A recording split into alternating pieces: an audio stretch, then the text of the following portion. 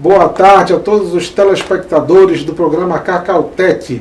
Mais uma edição especial exibida aqui na TV Vale do Uruará, canal 11, RBA. Hoje, a edição especial com o engenheiro agrônomo Jailson Brandão, coordenador local da CEPLAC.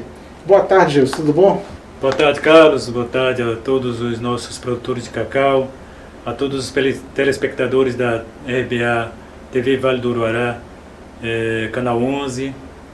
Uma boa tarde aqui e os parabéns para toda a equipe que faz esse trabalho maravilhoso da Band aqui em nosso município. Mas é isso, Carlos. Uma boa tarde.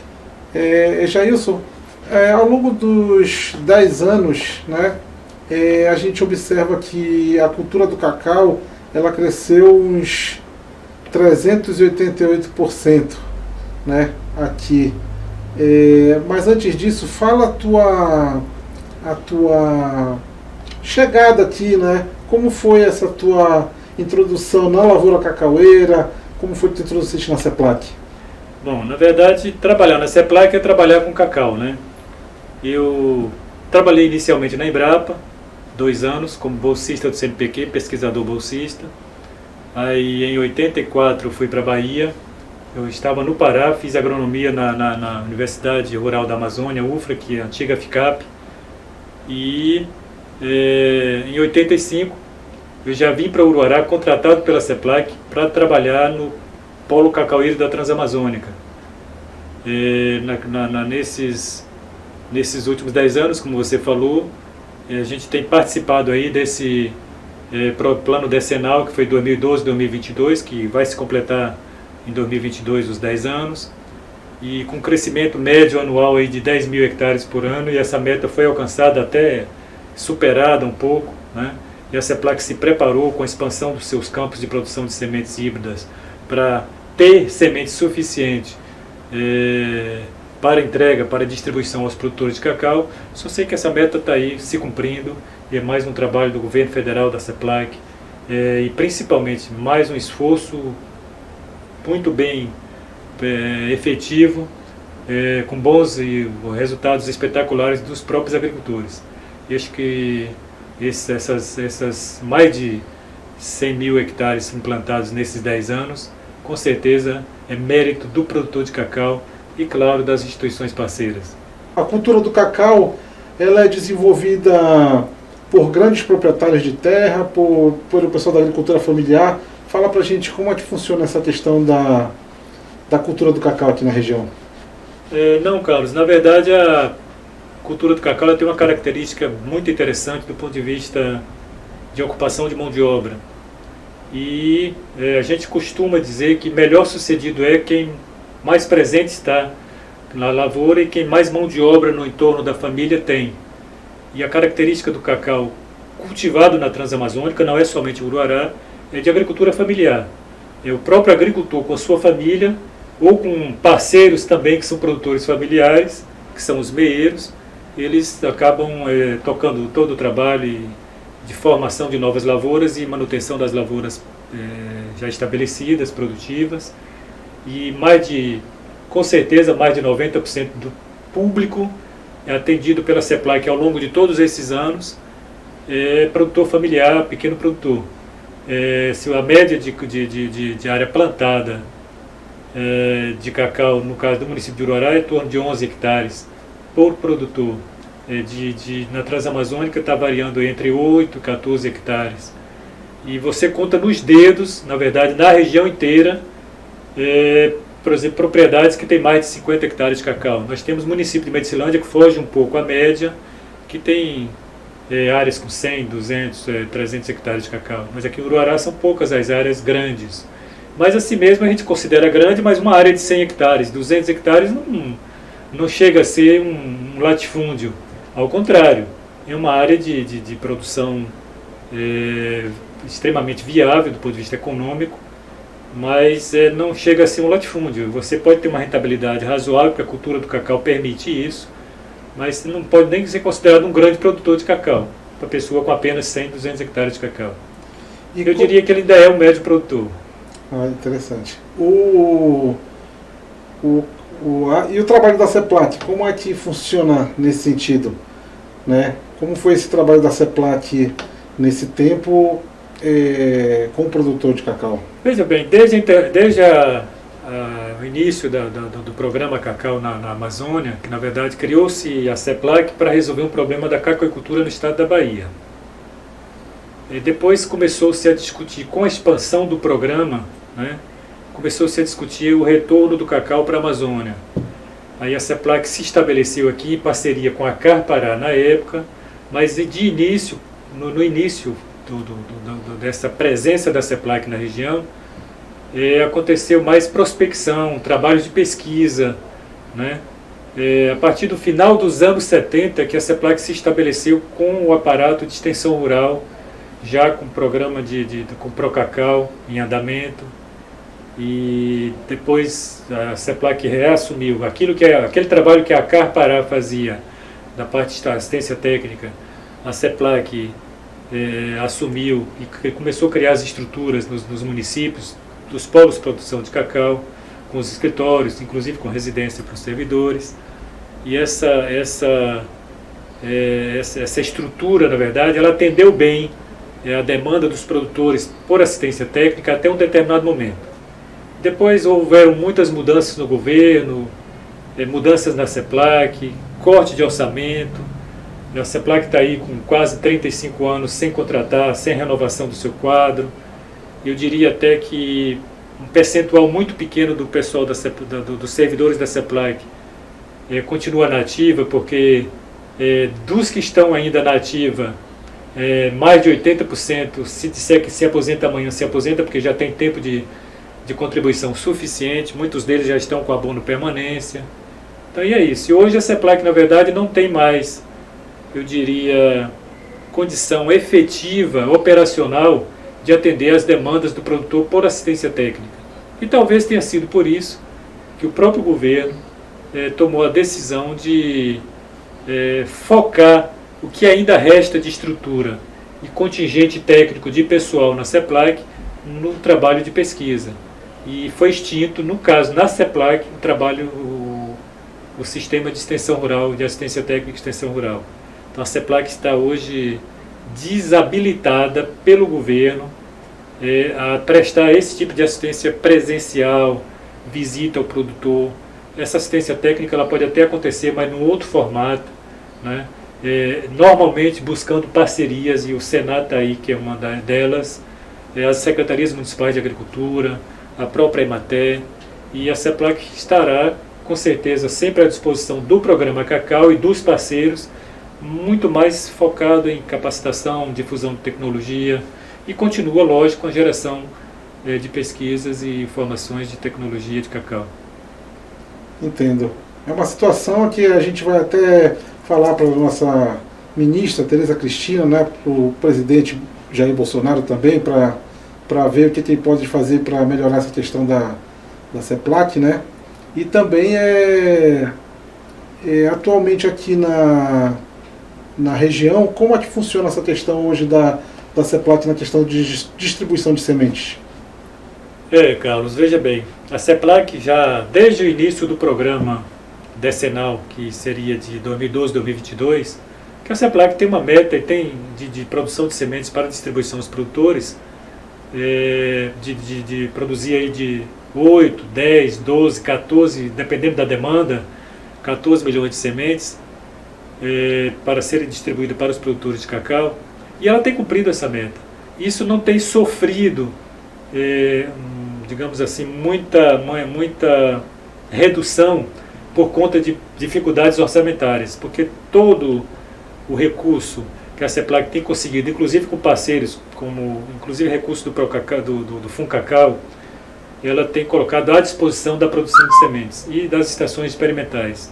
Às vezes tem um problema de pessoal, retarda a liberação de recursos para contratos novos, mas isso tem corrido, né? Isso tem acontecido.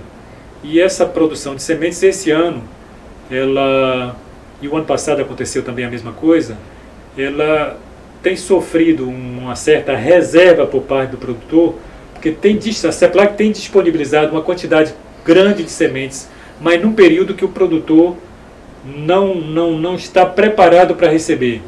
por exemplo, sementes do mês de abril, semente do mês de maio, e que obriga a CEPLAC, às vezes, a beneficiar essa semente como grão, né, para o comércio normal e não distribuição produtor, porque o produtor não aproveitou essa semente, ele não conseguiu aproveitar. Mas, infelizmente, a CEPLAC não pode controlar o clima. E se nós temos chuvas abundantes no verão, é muito provável que tenha, digamos assim, bastante frutos a colher durante o período de inverno. Então, mês de abril e maio, a CEPLAC acaba, 2020 aconteceu isso, 2021 também, acaba disponibilizando para o produtor uma quantidade significativa de sementes e o produtor não está preparado para receber. Então, acaba sendo destinado à comercialização. Isso a CEPLAC acaba fazendo leilões e o produtor, no final, por exemplo, julho, agosto, setembro, outubro, aí aquela pressão para justamente conseguir a semente que ele fez o pedido na CEPLAC, mas que infelizmente nos campos já não tem mais a quantidade que atenda de forma suficiente a demanda dos produtores. Mas isso é uma questão mais de calendário agrícola e ajuste do produtor com as suas atividades de pré-formação de viveiro, de preparo de viveiro, porque ele na verdade precisa também se adequar para cuidar de um viveiro por mais tempo. Se ele pega uma semente mais cedo, é claro, ele vai ter que comprar uma semente, uma sacolinha maior, vai ter que cuidar do viveiro mais tempo, e isso de certa forma aumenta custo. Por isso o produtor não gosta muito, mas infelizmente a CEPLAC não tem como controlar isso. Se a semente chega, se o fruto está pronto para ser colhido em abril, a CEPLAC não pode esperar para maio, para junho, para julho. O cacau não espera. Entendi. Né? Fala para os nossos telespectadores como é que funciona essa produção dessa semente. Como é que é feita essa questão da pesquisa, né? Até chegar no produtor, quais são as etapas, né, para chegar no produtor, essa semente de qualidade? Bom, Carlos, na verdade o que a CEPLAC distribui é o que nós chamamos de sementes híbridas, que são sementes provenientes de cruzamentos, né, de diferentes variedades, diferentes cultivares de cacau.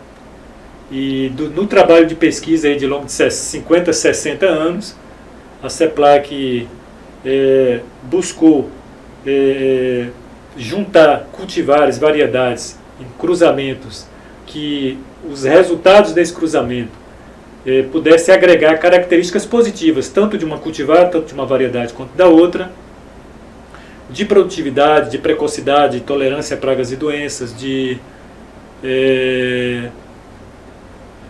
adaptação ao meio ambiente amazônico, né? Tem tudo isso, tem toda essa busca, né, de qualidades que se deseja, de características que se deseja ter na lavoura de cacau a ser implantada. E essas combinações híbridas que são distribuídas para os produtores são oriundas desses cruzamentos, que na verdade foram obtidos a partir depois de 20, 30, 40 anos de pesquisa. Hoje a CEPLAC distribui para os produtores de 16 a 20, 22 combinações híbridas, dependendo da época de colheita, mas varia de 16, 18, 20, 22 combinações híbridas que reúnem materiais extremamente bons, precoces, produtivos, adaptados à região, tolerantes a pragas e doenças, as condições de clima e solo da região. E os produtores que têm conseguido dar o manejo que é recomendado para a cultura do cacau na Transamazônica têm conseguido, com esses materiais distribuídos pela CEPLAC, boas produtividades. Aí a gente sempre diz, o cacau na verdade ele quer o bom manejo, ele quer trato. Se ele é bem tratado, ele responde com boa produção. Entendi. Com isso a gente observa também o avanço, né, de outras variedades de cacau, que o pessoal chama de clones, né, que vem da Bahia, do Espírito Santo, e se alastrou já aqui na região, né, e de certa forma veio cada vez mais, né, assim se intensificando, né? Inclusive, como é que tu vê essa vinda dessas novas variedades de cacau aqui na região? Veja bem, eu acho que para o produtor a introdução de clones na sua propriedade, ele está vendo como a solução de muitos problemas. Inclusive tem algumas ressalvas contra a CEPLAC por não recomendar a formação de novas lavouras em larga escala na região da Transamazônica ou no estado do Pará, a partir de clones. Mas o que a CEPLAC tem é uma grande preocupação com os produtores de cacau, porque essa introdução de materiais muito iguais geneticamente, e um clone, na verdade, é a cópia de uma planta. Se você, por exemplo, tem uma planta altamente promissora numa lavoura, vai lá, pega ela e faz um processo de multiplicação via vegetativa, você, na verdade, está clonando aquela planta, você está replicando aquela planta, uma cópia exatamente igual. Então, por exemplo, o que a CEPLAC se preocupa, por isso ela não recomenda como política pública de expansão da lavoura de cacau no estado, é com problemas principalmente fitossanitários. Porque a partir do momento que você tira a variabilidade genética, a partir do momento que você uniformiza muito os indivíduos numa plantação, você também os vulnerabiliza muito, você os fragiliza muito. Se, por exemplo, uma doença ou uma praga mais agressiva vier da forma como ela ataca uma planta, ele ataca as outras. Se o dano é grande em uma planta, ele vai ser grande em todas. Essa preocupação a CEPLAC tem, que é do ponto de vista fitossanitário, a segurança fitossanitária para o pequeno produtor principalmente. Mas a CEPLAC nunca proibiu e não proíbe que o produtor plante clone, até porque não é prerrogativa da CEPLAC essa intervenção na vontade, na atitude, na ação do produtor, e nem temos esse poder. Eu acho que jamais queríamos fazer isso. Agora nós temos a obrigação de dizer para o produtor os riscos que ele corre, né? Quando a gente observa um produtor que pega uma semente híbrida da CEPLAC, né, faz uma muda, e dessa muda ele utiliza como cavalo para esses clones. Como é que tu observa isso daí? Não, primeiro eu devo dizer que o produtor não está agindo muito corretamente, porque é desperdício de recurso público. Porque a semente híbrida distribuída pela CEPLAC, ela tem um custo, e um custo alto, um custo elevado para ser produzida. É um material com um potencial produtivo muito bom, com características genéticas positivas reunidas depois de muitos anos de pesquisa. Aí o produtor planta essa semente e a partir dali vai fazer uma enxertia naquela muda e usar aquela muda como cavalo, porque ele tem um clone que, no caso, tem informações de que seja mais produtivo. Mas o que eu imagino é o seguinte: o produtor está querendo se garantir. Ele usa a semente da CEPLAC como cavalo, apesar de que eu acho errado, para mim é desperdício de recurso público.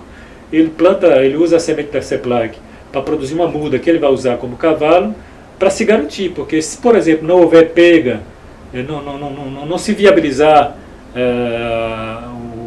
o enxertia que foi feita, ele já tem uma planta ali com boas características. Para mim, mais o que leva ele a fazer isso é isso.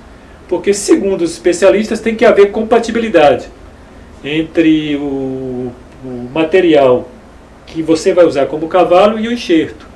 E essa compatibilidade influencia, inclusive, no potencial de produção desse clone que está sendo enxertado. E o que mais temos nas sementes híbridas é a variedade genética. Então, você tem plantas com alto vigor vegetativo, que não é aconselhável para os clones. Então, eu acho que o produtor precisa avaliar melhor isso. Além do erro de estar, para mim, usando indevidamente o recurso público, que é destinado a ele em forma de semente. Interessante. Ano passado, a safra ela teve uma perda, não foi? Em torno dos 40% aqui na região. Essa perda tem alguma relatividade com isso? Ou essa questão dos fatores climáticos globais, que está tendo uma interferência aqui na região?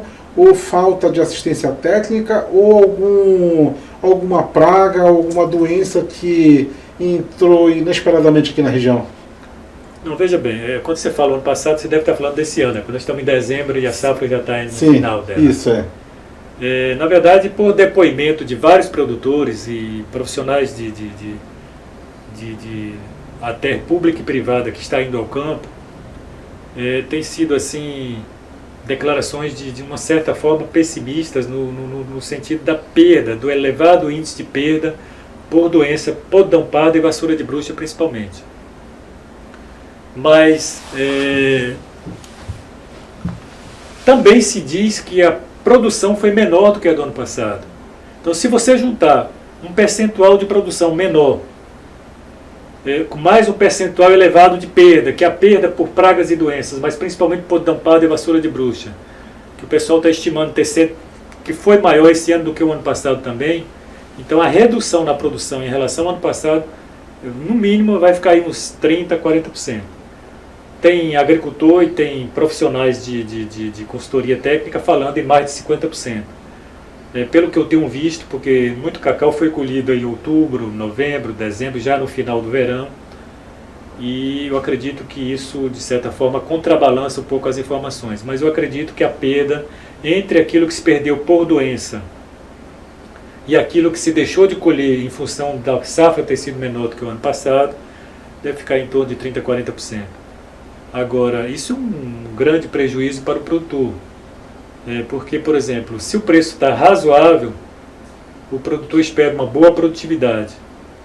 E, infelizmente, ele acaba tendo uma produção menor. Quando era para ele se equilibrar financeiramente, acaba tendo preço bom, produção baixa. Que, no fundo, tem algumas explicações, mas que nós não vamos nos ater nisso. Agora, com relação à causa da perda, infelizmente não foi falta de assistência técnica. A maioria dos produtores sabe que para controlar essas doenças, o que precisa fazer? Se é podampada, entrar no período do início da frutificação com a aplicação do fungicida à base de cobre. Isso, de certa forma, não é informação nova, já de muitos anos que se recomenda isso. Esses manuais técnicos, folders distribuídos pela CEPLAC, todos têm essa informação. A forma correta e adequada de controlar a vassoura de bruxa também é de conhecimento do produtor rural. Às vezes ele não consegue fazer, porque o custo, às vezes, do insumo, no caso do fungicida, é alto. A aplicação, às vezes, ele não tem mão de obra suficiente. O controle da vassoura de bruxa depende bastante de mão de obra. Às vezes o agricultor não tem mão de obra suficiente. Isso tem uma certa relação. Quanto maior a área de cacau, maior a dificuldade, né, porque a mão de obra hoje é um problema na lavoura de cacau. Então, quanto maior a área, mais demanda a mão de obra. Então, se a pessoa não tem bons parceiros agrícolas, bons contratos, às vezes, quando ele precisa da mão de obra, ele pode não ter. Isso tem sido, na verdade, Carlos, um dos grandes problemas em relação a essas perdas da produção.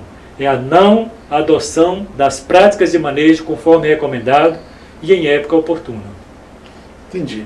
Essa adoção de boas práticas, né, na lavoura é o que vem acontecendo agora com a questão das novas tecnologias, né, da inovação, né, de uma nova fase. Eu acho que o agricultor, né, tem que se inserir, que o mundo global ele já vem se inserindo, né, numa nova planificação, né, das lavouras, dos plantios, né? Como é que tu vê a introdução de novas tecnologias, do produtor tá se capacitando não só através dessas instituições, mas buscar na internet ou se qualificar melhor, ele, a sua família, entrar nessa nova era do mundo tecnológico? Carlos, veja bem, eu não me perdoe dizer, mas eu vou fazer uma ressalvazinha. Não é bem a introdução de novas tecnologias, é a adoção de novas tecnologias. Porque elas já existem, na verdade, a maioria delas, se não todas, já existem. O agricultor precisa, você tem toda a razão, se profissionalizar. Porque é decisão do governo federal não mais aportar recursos para assistência técnica ao produtor de forma direta. Ele pode aportar recursos para viabilizar o trabalho de parceiros, como o Senar, como a Emater, como as Secretarias Municipais de Agricultura, mas não o próprio governo federal, no caso CEPLAC, que é do governo federal, fazer isso. Ele já disse isso de forma bastante clara. Então, o que tem de estrutura de pessoal e material, campos, estrutura de laboratório, veículos, da CEPLAC, hoje ela está focada no trabalho de pesquisa.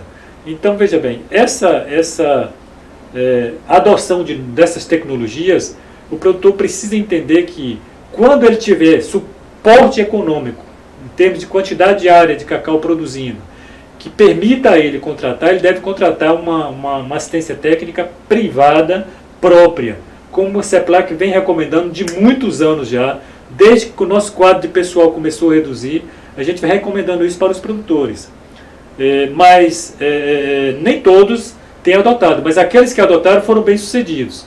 Eu, inclusive, devo dizer que depoimento de um dos consultores daqui de áreas de produtores de cacau aqui de Uruará, que saiu de produção aí de 500, 600 quilos por hectare para 2.000, 2.500 quilos por hectare apenas aplicando o bom manejo, ou o manejo recomendado, que se você for procurar está aqui, nesse manual aqui, mas que não era adotado, por falta de mão de obra, por falta de conhecimento, por falta de iniciativa do próprio agricultor, não sei, ou dos agricultores, mas no momento em que ele consegue ter um profissional que conhece a tecnologia, que sabe desenvolver aquela prática de manejo, sabe orientar o produtor e seus parceiros a executar aquela prática de manejo, e ela é executada da forma correta e no tempo certo, o resultado vem. E o depoimento lá eu achei bastante interessante.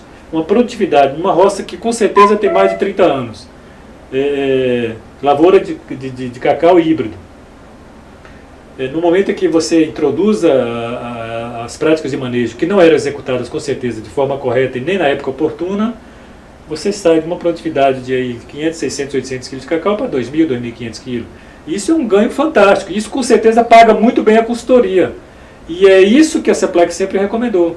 Eu sei que tem produtor que não entende, acha que a CEPLAC não está querendo mais ir ao campo, mas não é isso. Nós não podemos mais ir ao campo, como não temos mais condição de atender perfis de produtores que já podem andar com as próprias pernas.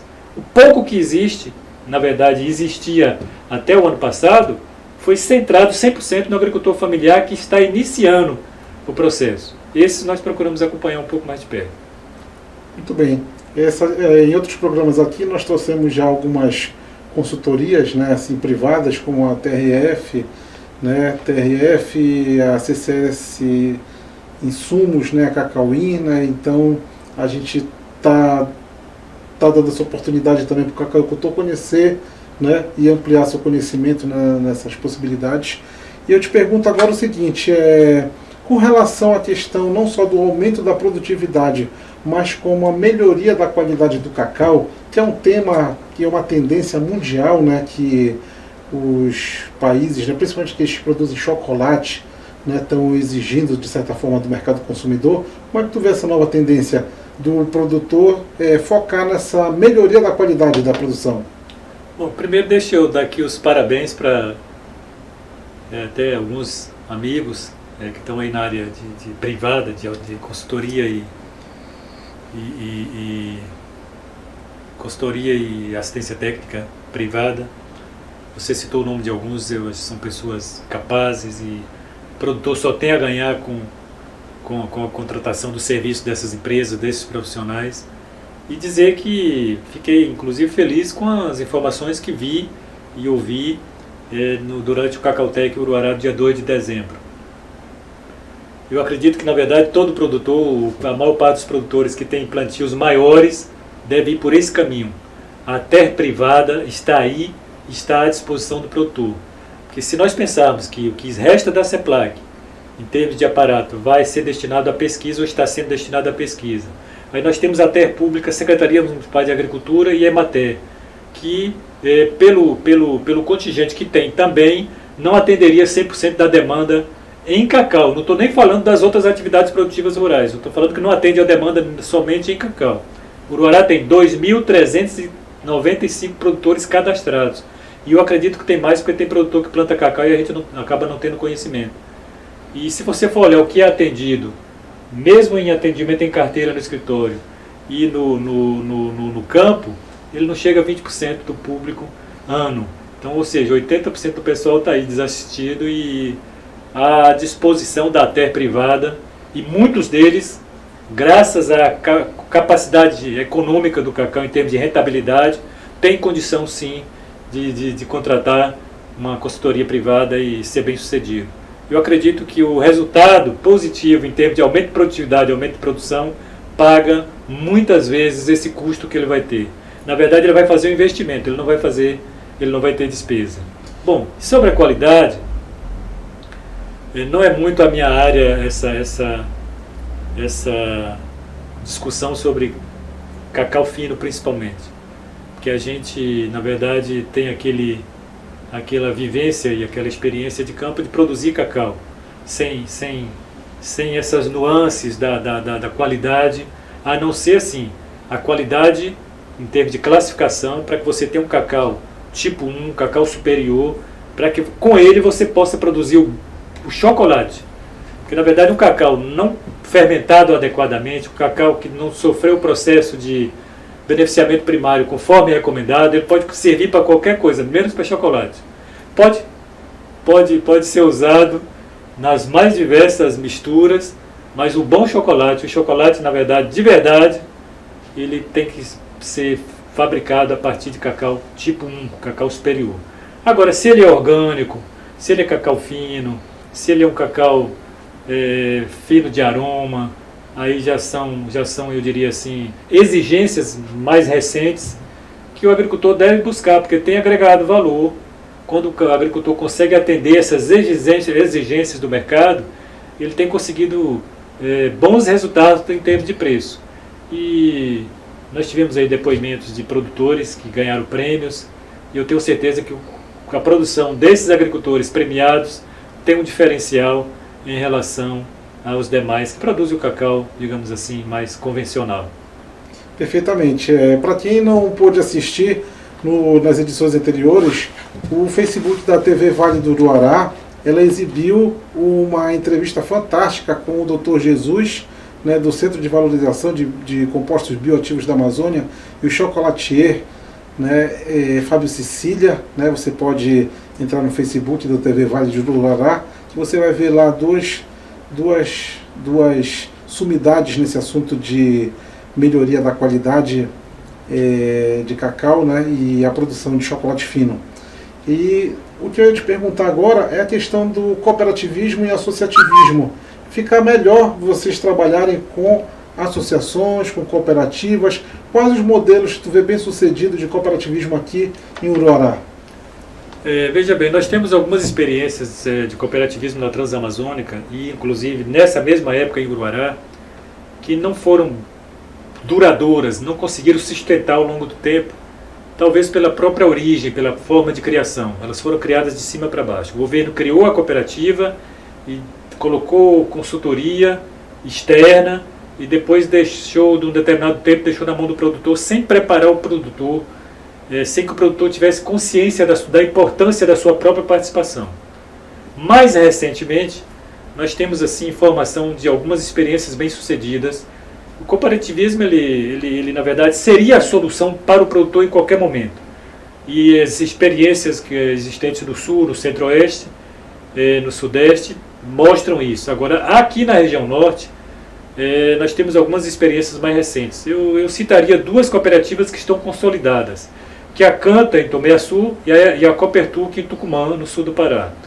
Inclusive, as iniciativas dos produtores aqui de Uruará em se organizar em associação, em cooperativa, nós tivemos a oportunidade de fazer uma excursão, uma viagem com esses produtores a Tucumã para eles conhecerem o trabalho de uma cooperativa que existe no município, e ela compra 100% da produção de cacau e não tem atravessador, na verdade, em Tucumã. E o produtor consegue ser atendido pela cooperativa nas suas mais diferentes necessidades, inclusive com a compra de insumos. Essas cooperativas que estão hoje funcionando em Uruará estão caminhando para isso, mas lá foi uma história de 20, 25 anos. Então algumas cooperativas aqui mais recentes estão evoluindo de uma associação para o sistema de cooperativa.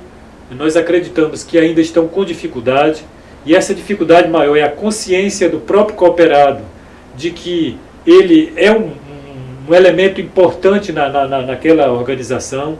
Ele tem que trabalhar com a organização, não é só eleger a diretoria e achar que o presidente e o diretor comercial tem que resolver tudo, e ele pega e continua entregando a produção dele para o atravessador.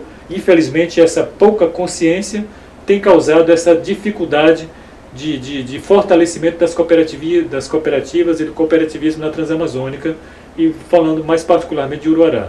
Mas nós acreditamos que a Cooper 147, que é a cooperativa lá da comunidade Gilead, e a cooperativa de produção orgânica são as duas iniciativas que têm tudo a dar certo.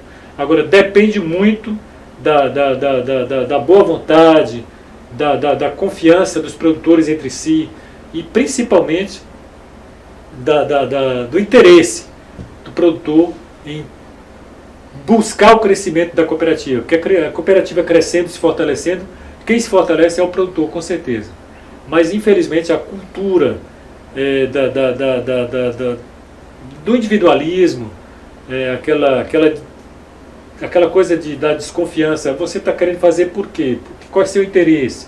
Então, essa confiança relativa é que ainda, eu diria, é um embaraço, é um gargalo na consolidação das cooperativas, principalmente aqui em Uruará. Mas tem produtores aí bastante aguerridos, tanto na produção orgânica como lá na cooperativa do 147, e nós entendemos que com o esforço que eles estão fazendo e com as parcerias que eles estão fazendo, inclusive agora com o Senar, eu acredito que eles vão ser bem-sucedidos, sim.